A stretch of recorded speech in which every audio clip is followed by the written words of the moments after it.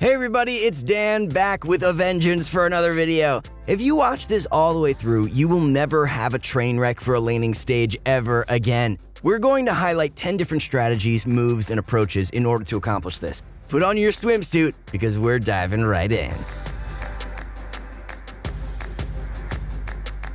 Right after our question of the day, that is. You should know the drill by now. So my question for you is, what is the worst laning stage you ever came back from? I went 0-7-2 in 10 minutes as Silencer, but recovered to win an hour-long game. Let's kick it off with the most obvious and extensive one, going jungle. Everyone knows this by now, but knowing is only half the battle. We all think we know things, but then still seem to mess it up more often than we should. You have to identify ASAP when things are starting to reach disaster status and leave for the jungle before things get any worse. Kills are very high value right now, so we don't want to keep dying over and over when there's a juicy jungle right there. You should be able to identify if a lane is likely to be terrible from the draft. Like if you have Pudge position 5 supporting your Terror Blade and you're up against Axe and CM. This is just impossible. Always try your best, but don't hesitate to get out of there as early as you have to. You'd probably have to leave by level 3. Again, don't beat yourself up before the lane has already started, because we see all the time in low brackets people fail to push advantages with aggression. Maybe the Axe and CM will just be bad, but probably not. When you see this lane in the draft, you'll want to focus hard on jungle items. Usually these will be the exact same as your normal items anyway, in case of Terror Blade, but absolutely don't get things like boots and windlace early if you know it's likely you'll have to go to the jungle early on. You can jungle earlier than you may think. Level 3 is perfectly fine if the lane is impossible, on any hero too. Over time, heroes have gotten quite a lot of power creep, but creeps remain the same. Creeps are super weak compared to the heroes. Way back in the day it was a lot harder to go jungle so early, but now it's really easy. It was made even easier with the 5 couriers, so you can fly out on your own salves and clarities. Speaking of the jungle, the second thing we can do is stack camps. We are currently in the best patch for stacking in the history of Dota 2. Absolutely, this is great use of time if the alternative is feeding the lane. The question isn't even is it worth the stacking? The question is how can you best stack? The best camp to stack will be the Ancients. Radiant Ancients must be pulled up at 55 and at about 54.5 to double stack. This is one of the hardest camps to stack in the game. Don't even think about trying to stack it to the right. Any stacks past 2 are virtually impossible on this camp, so once you get 2 stacks on it, focus on other camps. If you have any skills that can help stack, use them. For example, Venno can gale the Radiant Ancients at 53 and then walk up to the medium camp and stack that manually too. Notice how we subtracted time from the stack timer because the ability we're using to stack slows the creeps. Dire has 2 sets of camps that can be stacked without skills. Hit the Ancients at 54.5 and walk down, then hit the camp there at 56 and keep walking down. The medium camp above Dire T1 mid can be hit at 54, and then the camp right above that can be hit at 55 or 56 at stacked in the same minute. Stacking is so good right now because you get 35% of the gold when someone clears your stack. And that gold isn't taken away from the clearer either. It's just an extra magical 35% gold for your selfless work.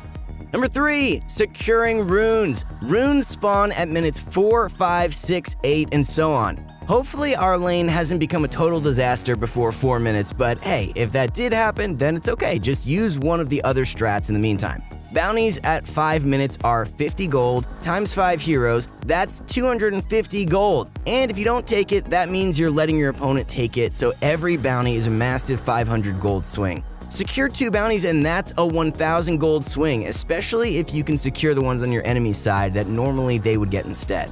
Be there before it spawns. Secure mid a rune at 4 minutes, jungle a camp, then be on top of those bounties before they even spawn. Just because your game is screwed doesn't mean you can't be a huge help to your team. If the enemies are setting up 2 and you get caught by a few heroes, just do your best to get the rune anyway. Usually, people will use their stuns to get the rune, so you may be able to TP out after that, or at the very least, run them on a wild goose chase in a bad direction. Don't run where they want to go. Take them in a suboptimal way. Analyzing your errors is number 4. For this one, Vinny told me a story about a student who abandoned his lane after dying. The matchup was Ursa and Shaman versus Earthshaker and Weaver. Ursa Shaman had the safe lane advantage, so given a similar skill, the Ursa and Shaman should win comfortably. However, they both died, and the Ursa student went to the jungle. He said he felt like the lane was over. It's always good to be consciously thinking about your decisions as opposed to playing on autopilot. But what you should do first is think, is there a huge mistake I'm making that's causing me to lose the lane? Is this really a disaster lane, or is it a good lane that can still be salvaged even after mistakes? The Shaman and Ursa were hard committing on the Weaver. Big mistake. The Earthshaker could then get a perfect fissure block on the still Shaman. Ursa can't reach him to help because Earthshock was on cooldown for the initial hard commit on Weaver. Both players made mistakes. The lane was not bad at all and could still be recovered. Anytime you die, you have to ask yourself, why? Discussing your vision for the lane is our halfway point. This is crucial to prevent problems like the example in our previous point. Hopefully our lane partner is open to just a 30-second discussion over how you want to play the lane. Identify problems that can arise before they do, and you won't make those errors in the first place. Choose who you're going to bully. Decide how much we're looking to pull. Check your lane partner's items. Did they not buy a salve? Now we need one. Did they buy Orb of Venom? Then don't buy one. Envision your plan to go for the ranged creeps. Are you the support with an AoE spell? Save your nuke for harass plus the ranged creep secure. Having just a basic blueprint of how you want to play the lane goes so far for preventing train wrecks. Having both players on the same page is a surefire way to increase your win rate. At number 6, we have swapping lanes. This is always an option in any game. Pro players will play musical lanes for as long as necessary if they're adamant on avoiding certain auto-loss matchups. At a high level, you cannot TP to dodge bad lanes. If you do, the counter hero will walk to your lane and the other laner will TP to the now empty lane. Then you're stuck in the bad matchup and would have to walk the whole map to get out of it and force your other side laner to walk the map too. But unless you're over 7k, it's pretty rare that people actually dodge dodges in all pick. So if you're Luna versus Nature's Prophet and your offlaner is Tide versus Slark, just swap lanes ideally before the game even starts. Now we turn 2 unfavorable matchups to 2 favored ones. If our mid wins their lane, then we won 3 lanes, and that's almost always a 1 game. You can also swap lanes with whoever's having the best game. Usually that's the mid laner, so you can play safe, which is easy in mid, and then your over-leveled mid laner can go up against whoever was stomping you. Whatever the case may be, if you're having a bad lane, you should always think, would it be good to swap?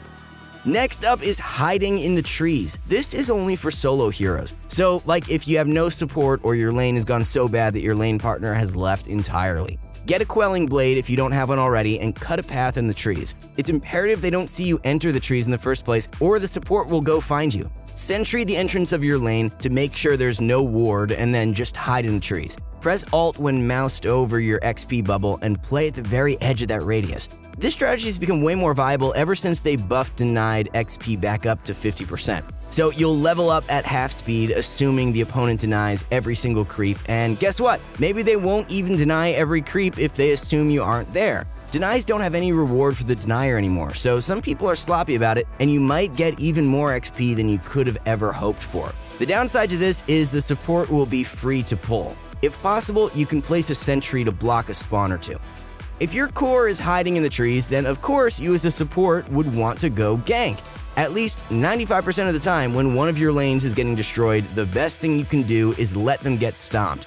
Don't be that offlaner who complains, PA is getting free farm, need gank, if your other lanes are winning. Not everybody can have a good time. It's better we have 2 cores with a great game than 3 cores with a good game anyway. So if you're the support, or heck, even if you're the core getting stomped, give up on that lane and go gank if you have the tools to do so. Walk in ways that would avoid vision. Don't just walk up at them head on. Always come from trees or behind the tower or the side of the hill when ganking mid. Watch the lane position. Wait for the target to be further up. Indicate that you're ganking. Buy a smoke, it's only 50 gold. It is very uncommon at low MMR to gank mid, so it works a huge percent of the time, but you must do it right. It is almost never correct to walk from behind your own mid just straight at the enemy. They will simply walk away.